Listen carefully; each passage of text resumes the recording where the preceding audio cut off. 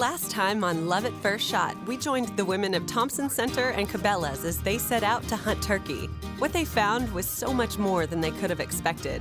On this episode, we'll chat with some women who can shine a little light on the attraction so many women now find to hunting. I'm Natalie Foster, and this is Love at First Shot, sponsored by Smith Wesson. Now, anytime I'm new to a subject, I like to seek out experts in the field and learn as much as I can. Doing just that with hunting led me to Marietta, Oklahoma. I have the distinct honor today of sitting here with Diana Award winner Suzie Brewster. And Suzie, I can't thank you enough for having us today. Thank you. This is really, really fun and so amazing to see this environment that you have created here. It's really impressive. You have done a lot of hunting. I've done a lot of hunting. Tell me how I get from where I am now, complete novice, not having a lot of luck, to where you are. Well, I've been doing this for a lot of years, And you go on a lot of hunts. We don't call ourselves killers, we call ourselves hunters because it's pursuit of a quality animal. But the beauty is in the eye of the beholder. If you can take a first-time hunter and they get a Jake, excitement. Be very excited for someone who's been successful in their first hunt. If you don't know, ask someone, but ask a woman. You know, it's like if you want a job done, ask a busy person. Yeah. Well, if you want to know about hunting and you're a woman, ask a woman. Yeah. She'll share. And, you know, a man may go hunting and he may tell about the big one he got or whatever, but he's not going to invite everybody to go. And that's not always true. I said, you know, people take their grandchildren, they'll take their son, but sometimes they forget about that daughter who might have a real passion for doing the same thing. So ask them. So I always start with women, I think. Okay, if you get a woman, she's going to influence her children, she's going to influence her neighbors and her friends, and she's going to understand the conservation aspects of hunting and be able to defend it. I had visions of my trophy and, of course, of the meat and all of that that I was so looking forward to.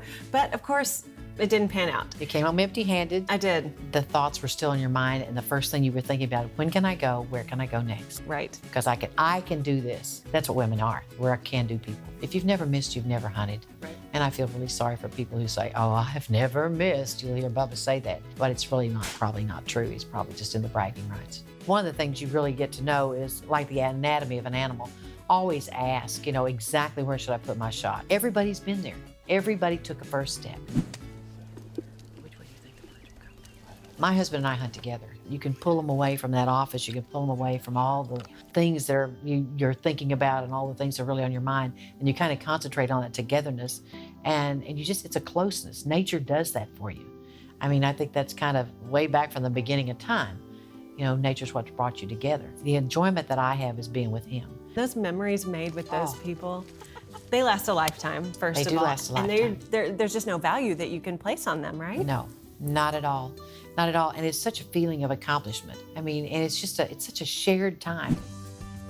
Well, I just love how not only do they represent stories and memories for you, but they also represent you serving someone else. Oh, definitely. Definitely in Africa. I mean, these people are protein starved. There isn't that much food, and the food that they do eat, the mealy meal and whatever, doesn't have a lot of food value.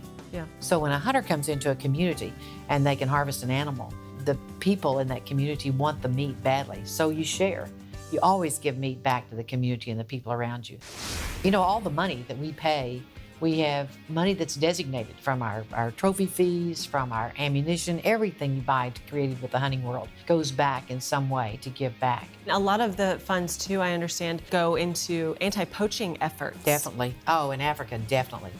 So you're keeping the herd intact, actually. Yes, you are. Yeah. Yes, you are. And the kill is very specific. And you're giving value to an animal. Right, exactly. The too, life by of cutting the poaching. Because the rhino poaching, when you're just shooting an animal and leaving it lying, and just taking the horn, it makes no sense at all, and leaving the young behind. And I find that most hunters I've spoken to are very passionate about that. It is not, you need to use that animal, every aspect of that animal. Right. I never saw myself as a hunter, but now I find it such a worthy pastime. It is. And there's so much that you can do to give back. Well, you can, hunting. and you're enjoying nature, and you're with other people, and you're just sharing a passion. And you might surprise yourself. You might surprise yourself. In fact, I find every time I go out in pursuit of any animal, even though I haven't had a lot of luck, I do find out things about myself.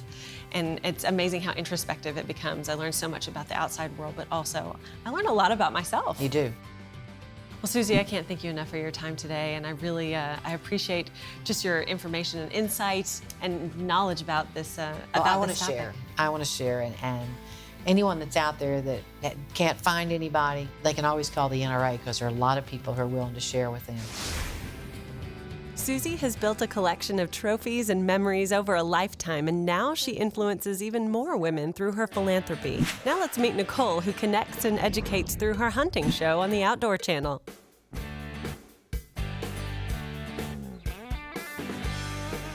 I'm here in Kellogg, Minnesota with Nicole Reeve of Driven TV with Pat and Nicole, and it is such an honor to be here. Thank you for having us. Absolutely. Thank you for coming. I'm excited. Well, it's so great because this is the perfect kind of chilly, rainy fall day that is really, a transitional phase from summer into fall, which of course means deer season, right? Which is on everybody's brains right now. Oh my gosh. Tell me about it. I mean, my Facebook feed is just straight, it's either football or deer. Yep, that's right.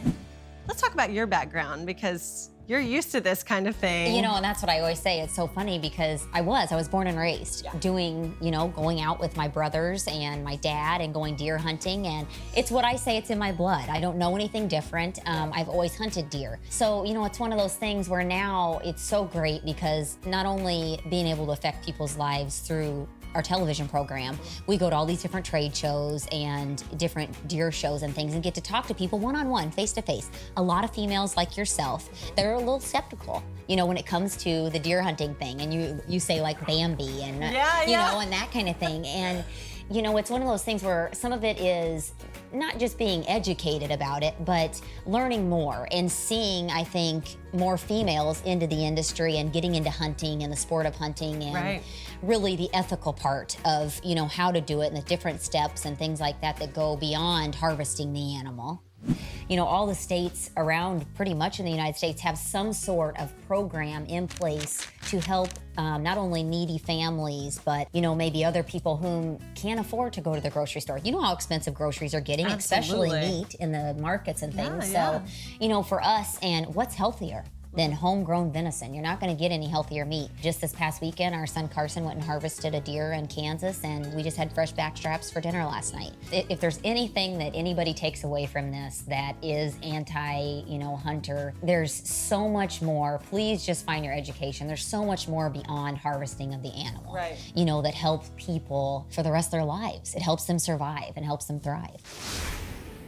You learn so much too about just nature and the way that all of these things work that, I grew up around hunting, but now I'm kind of a city girl and I don't know these things. So talk a little bit about that. Well, first of all, it's never too late. Thank goodness. You can still live in the city and still get out. Yeah. But that's the number one thing, and that's how we've tried to raise our children is it's not just about the harvesting of the animal, but like you said, just going out in nature and enjoying what God has created for us. Tell me about how it differs specifically from the turkey hunt that I've been on. Well, turkeys you have to wake up way too early for. We always giggle because we said if we had to hunt turkeys for a living, we don't know if we'd be able to because they just, You'd starve, exactly. Right? Deer are just what Patrick and I have both were raised, born and raised doing. And turkeys for us are kind of all the same. Now, the run and gunning of turkey hunting is fun because, you're calling back and forth to each other. Yeah. And, you're trying to call them in. Whereas a deer, it's more of a waiting game. You try to put yourself in the appropriate position. You have to do your homework in the springtime, go out and see the, the trail systems, the funnels, the food sources, where the deer are bedding, where the deer are feeding, all these different things. And then you have to put yourself in the right, the right spot at the right time, really. There's nothing like tree stand hunting when you're, 15, 20 foot up in a tree and you have a big buck come in and you're able to have the opportunity to harvest it. It's pretty incredible. It's magical. What I think is fascinating too is that before you did this professionally, you were a third grade teacher. I was, out of all things, right? Right, and so people of all walks of life are getting into this. I mean, you wouldn't necessarily think that a third grade teacher would become a professional hunter. But, I know, everybody always asks, how in the world did you go from a classroom to now, and I said, I absolutely loved what I did as a third grade teacher. There I was able to influence 17, 18 kids in my classroom. Now I'm able to influence thousands and thousands. Going to trade trade shows and meeting and greeting. When Pat said he first got into the industry 25 years ago, there were never any little girls or women that came to any of the deer shows, trade shows, any of that. And just within the past probably 8-10 years, because of the influx of women hunters getting into the industry and showing it's okay, you know, no matter what age you are to get into it, it's okay to start hunting. You know, it's never too late.